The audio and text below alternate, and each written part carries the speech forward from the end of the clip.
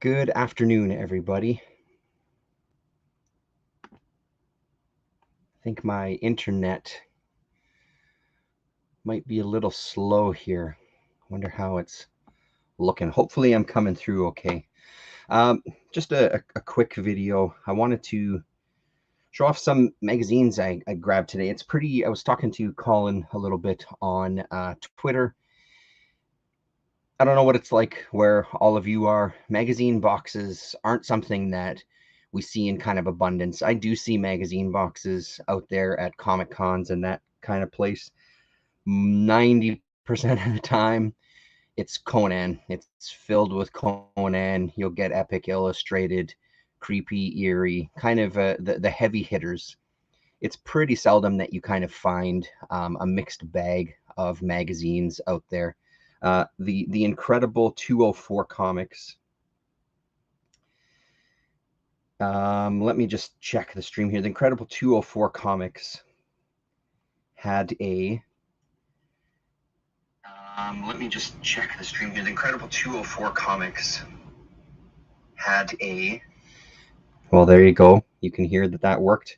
It looks okay, I suppose. We'll keep going. Incredible 204 Comics had another weekend today of throwing out some incredible stuff from collections they've bought over the years and things that they can't. It's not as easy to move. So they still had some leftover softcover and hardcover books. I got a couple of things there, but it was the magazine boxes that I was mostly after. I think they had 4 magazine boxes. Only one of them was filled with Conan. The rest were a real mixed bag of magazines. And for a guy like me, a collector like me that's into the weird, into the Fantagraphics, into the indies and stuff, it was an absolute gold mine. There was a lot of stuff there. I sold some books. I knew this was coming up, so I spent the week, a couple of days this week, selling some books on the Facebook Marketplace. Um, Met people up at the shop, kind of took their money and pretty much just transferred that right over to 204 Comics. So it was nice little, it worked out really well. Got to move some books out of my collection that I wasn't interested in anymore and did a hunt through the bin. The other thing that I picked up while I was there, Ashley was good enough to order the Trigor Labyrinth book for me from Fantagraphics. It's Matt Fury, Skinner, and Will Sweeney. That came in today, and it's gorgeous. I've just had a very, very quick look through it. It is a kind of flip book where you can make your own creatures. There was a Charles Burns book that was the same idea. So it's the 3 artists and a ton of pages, each of them contributing art, and you can kind of mix and match the artists there. So super fun. Looks like it's it looks like it's going to be a blast to go through. I love Will Sweeney. Skinner I'm a fan of as well, and Matt Fury. I don't know Matt Fury stuff as much. Obviously his frog meme is now at this point infamous, but other than that, I'm not super familiar with his what was it, Boys? I can't remember what the title of the book was. I'm not sure if there's anybody out there. But it's the Will Sweeney stuff that I'm mostly after. Huge Will Sweeney fan. Been a fan for a while. So in the bins, the boxes, I ended up picking up a couple of things that I knew were doubles for me, but I wanted to have them as kind of trade bait for people. There's a couple of guys in town who kind of deal with undergrounds. They might be interested in doing some trading, maybe trading online with people. So the first out of that was the Survivors. This is the Jeremiah series from Herman. Fantagraphics did they only do 2 books of this? It was also collected by Dark Horse in a couple of hardcovers. I've only got 1 of the hardcovers, and I think 3 of these more European album-sized ones. If you don't know Herman's stuff, if you don't know this Jeremiah series or the Survivors, it's called here, it's really, really cool. Kind of Western comics. These 2 kind of not the most likable characters, but it's gorgeous art. Hopefully the stream is kind of picked up there and that's coming across well. What do I have my settings at here? Because I'm not seeing any shift in this internet. little bar here, so hopefully it's coming through. So that's the first thing that I got that'll be up for trades or for sale. I'm not sure which yet. And then mind-blowingly, probably, I mean, all of this was the absolute score of the day, but I would say that this is one that kind of blew me away. Lloyd Llewellyn, the magazine series. This is issue number 1 to 5. All of them. So he had magazines for $2 a pop, which is an amazing deal. Some are in a little bit more rough shape than others, but some of them are pretty decent. There's a issue of Zippy magazine that I picked up that looks like it's never even been read, so that was a nice bonus. But this is incredible. I just finished collecting this series myself recently, so this is fantastic to have duplicates of this. I'm going to see if any of these are upgrades to the magazines I already have, and then the rest will go up for sale or for trade. Onto the books. There was a few books that I picked up. What the heck? Why I'm totally blanking on his name right now. Paul Pope. Of course, it's Paul Pope. This is the Ballad of Dr. Richardson from Paul Pope. Never heard of it. I do like some Paul Pope. The price was right on this. I think these were $3. There was an added bonus with these ones where there was a couple of, running out of room here, people. There was a couple of postcard prints, I guess, and they're both signed. I mean, I can only assume that that's Paul Pope actual signature and not someone faking it, but beautiful stuff. So like I said, I'm not a huge Paul Pope stan, but I do like his art. His Batman, what was it, year 100 that he did, I remember being pretty fun. The little bit of stuff that I've read I did like, so I'm looking forward to digging into this to get a better idea of Paul's stuff there. So an artist that's still going strong today, I think. Not necessarily in comics, I think maybe in the fine arts kind of world. Another amazing one from the company Brave New Words, which was a newer company to me. We talked about them in previous streams. They did some Matt Howarth stuff as well as some other things, including this Citizen Nocturne by Mike Allred, M. Dalton Allred. This is from, what year is this from? This is from 1992. So all stories and artwork herein are copyright 1990. And then this was put in 1992. The stories originally appeared in Graphique Musique number 1 to 3. So this is the first printing from 92. Amazing. I'm a big Allred fan. That's a guy I've read a boatload of, and I do love his art.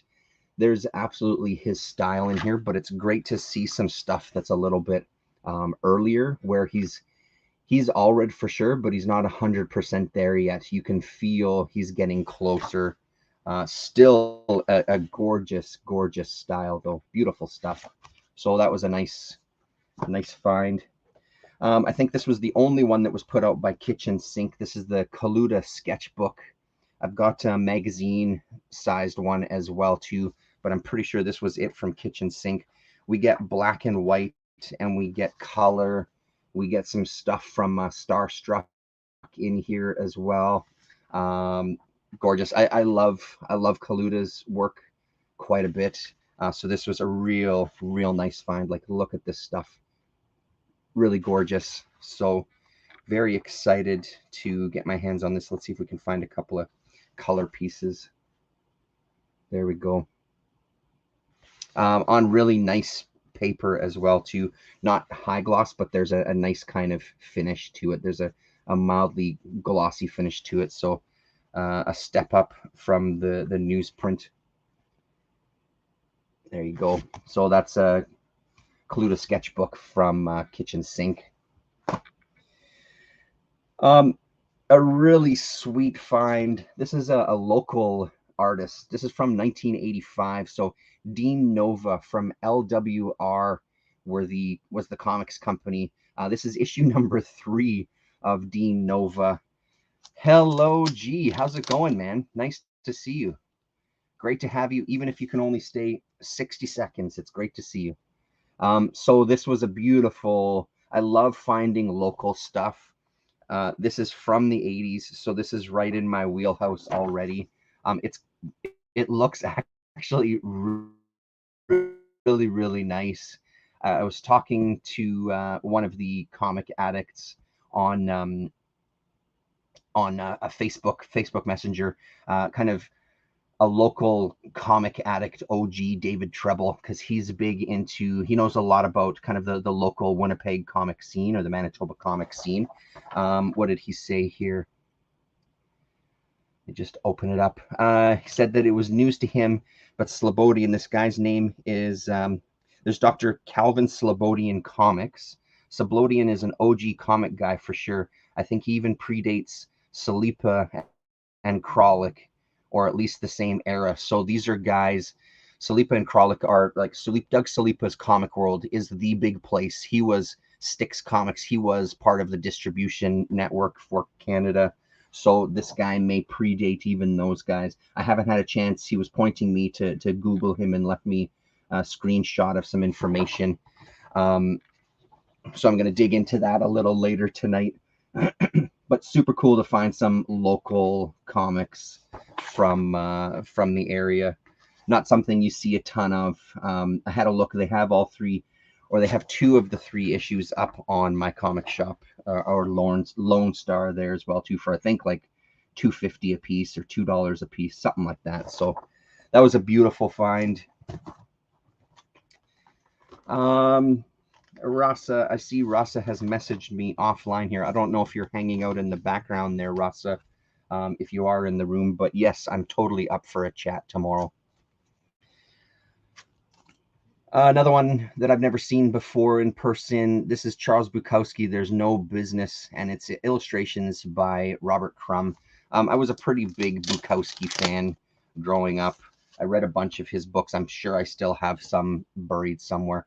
This one's in a little bit rough shape, but again, for $2, who cares? And it's gorgeous. So you get some beautiful R. Crumb illustrations, and then a bunch of then Bukowski's text alongside it.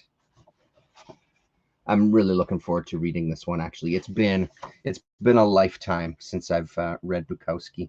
Who put this out? This is from 1984. Library of Congress catalog and publication data. Doesn't really say. It looks like, I wonder if it's something that they self-published. Oh, Black Sparrow Press, Santa Barbara, 1984. There we go. It's the kind of title page there. Beautiful.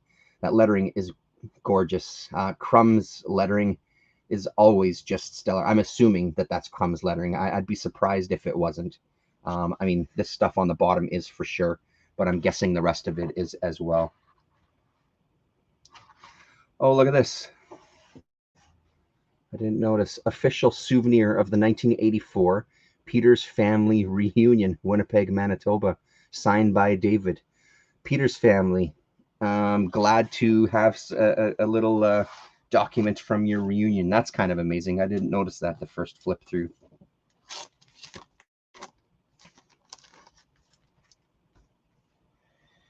Colin Upton is a guy that I've gotten into recently. He had a series, Big Thing, and then there was Colin Upton's other Big Thing.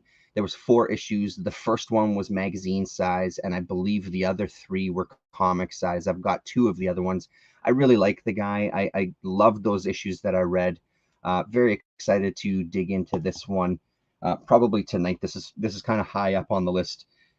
Pardon me. It's been on my wish list for quite a while to find some Colin Upton stuff. So looking forward to that. Something that I was also talking to Colin about, and surprisingly, even in Canada, not easy to find. This is Drawn and Quarterly. Drawn and Quarterly is based out of Montreal. I imagine in Montreal, you can find these back issues easier. I think it went, did it go 8 issues or 10 issues? I don't remember. I think it was 10. I think I'm only missing like 3 or 4 of them now. I never see these around, and the odd time that I do, it's usually the same issues. So I think this is Joe Sacco on the front cover here. Oh no, it's Joe Matt on the front, almost with a a Joe Sacco type of style. So I picked up issues number 3, or they had issues number 3, 4, and 5. So featuring Joe Matt, Chester Brown doing a cover there. This issue has Seth in it as well, probably some of the other issues. So like the the notorious indie comics. I think this is Richard Sala, isn't it, on the cover here of this one? So this was a really great 90s anthology. 91, yeah, June 1991 for this one. Really, really great indie anthology. If you come across these, they're always worth picking up, especially for the Joe Matt stuff. This is kind of the era of Joe Matt when he was doing the strips using very, very small panels and just filling up a page and playing with page layout and stuff. This would have been my first exposure to Joe Matt, in probably Drawn and Quarterly, some of the other issues that I have. So really nice find there as well. This one, I've got a couple, I've got one other issue of this one. I think this one went 7 or 8 issues. This is Graphic Story Monthly from Fantagraphics book, and this is from 1990. Again, an anthology. This one has Jacques Tardy, Jack Jackson in it, Michelle Pfeiffer, Sergi, Rick Geary, a couple of other artists here. So this is issue number 5. And then another Joe Matt cover doing a style that I'm not as familiar with Joe Matt. And this one has Joe Matt on himself, Dennis Pimple and T. Motley on cartoonists like Joe Matt, Scott Russo, and then Colin Upton is in here as well, and Stephen Geary. So really great. I don't see this around. Like I said, I only have one other issue. I think it's got Jack Jackson on the front cover of it.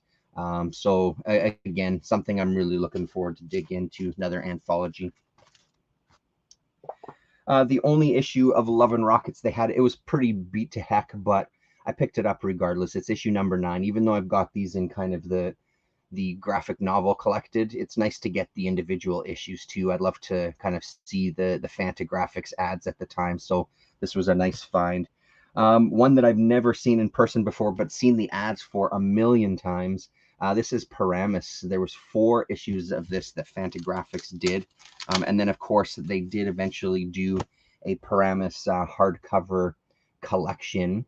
Let's just flip through. So this Brescia, Alberto Brescia and Juan Casturian, I believe, if I'm pronouncing those names right. I apologize if I'm not.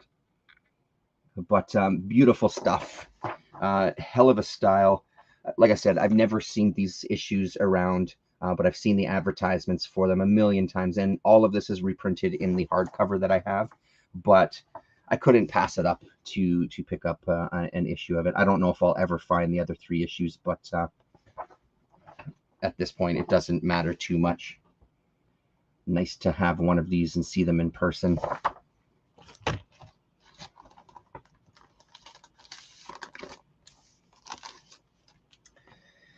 From the UK, this is issue number, I don't remember, this is volume 8, August 1982. This is something called Psst. I've never heard of this. Let's take a quick flip through. It's a little bit taller than a magazine, but it's a UK anthology. And again, $2 with a cover like that. How the hell can I say no? August 1982 is when this is from. And let's see if there's a table of contents. Some incredible looking stuff in here. Yes, there is. Richard Weston, Nicola Jennings, Peter Young, Mark Farrington, Phil Littler, David Thorpe, Barry Wilson, Alan Brooks, Michael Jan or Michelle Jan Gibbous, David Huxley, Pete Ellison, Angus McKee, David Rudder, Brian Talbot is in here. That's the only name that I recognize out of this. And Brian Talbot in here is doing it. It's a chapter of his Luther Arkwright series. So this is really intriguing stuff. I love getting stuff from all over the place. There's some really good looking stuff early on here. So this is the first story here. Richard Nicola Jennings with lettering by Richard Wilson. love the looks of this here. So this will be a lot of fun to go through. There's also a poster in the middle here, but here's some kind of Matt Howarth style comics here. Just a nice wide range of art styles in this one. So looking forward to that. There's even a color passage in here as well too. Let's see, here we go. Check out some of that color work. Very, looks kind of Corbin there, actually. Quite a bit like Corbin, especially that face up there. Yeah, here we go. Here's the Brian Talbot Luther Arkwright stuff, the chapter of it. So I don't know if this is where this first appeared. I'm not really sure the history of that, but 1982. And like I said, I think there was only 8 issues of this magazine. I doubt I'll ever find another one ever, but cool to have. The final issue of Street Music. This is issue number 6. Again, another anthology from Fantagraphics. This one, Mark Askworth, Angela Bokage, Lloyd Dangle, Richie G. Taylor, Carol Tyler, Colin Upton, James Blonde, Patricia Jerez. Yeah, I've only ever seen 2 other issues. They're in my collection now. I think, did one of them have a Mark Bayer cover on it, maybe, or Bayer? I'm not sure, but this was very cool to find. The 90s were just filled with these kind of anthologies, so anytime I find one, it's pretty easy to just add it to the pile and not even give it much of a thought. Here's the Zippy. I think there was only 18 of these. This is the first one I have. I'm not very familiar with Zippy Comics. I've read a couple of things here and there, but I'm not a huge fan. But again, it looked like it was brand new, like it had never been touched. So for $2, an easy sale. And then the final 2 books, I feel like I'm saying this a lot lately. Anytime I find Tundra, it's a rare occasion and I buy it. So I'm clearly finding a lot of Tundra out there lately. I'm not the biggest John J. Muth fan. This is the mythology of an abandoned city. I'm not a huge fan, but again, it's because it's Tundra. It's kind of, it has to get picked up. I can't leave it in the bins. It looks really nice. I'll give it a try for sure, but I have some reservations about it for sure. Even flipping through, like, it's beautiful looking art, but it's not something that it super appeals to me. I don't know what, I can't really put my finger on it, but yeah, there you go. And last but certainly not least, a really exciting find from the hardcovers. This is NBM. It's Uther the Half-Dead King from Bo Hampton and Dan Abnett, with the added bonus. It's a hardcover, but the added bonus of a tipped-in, signed and numbered book plate here. So this is number 331 of 500 that they did. Beautiful. This one I'm very excited about. I love NBM stuff. The limited books that I have from them are always worth reading. Yeah, again, this is one, the art doesn't blow me away, but I am very much looking forward to checking this out to see what this is all about here. So I don't know, man. 204 Comics is killing it these past 2 weekends.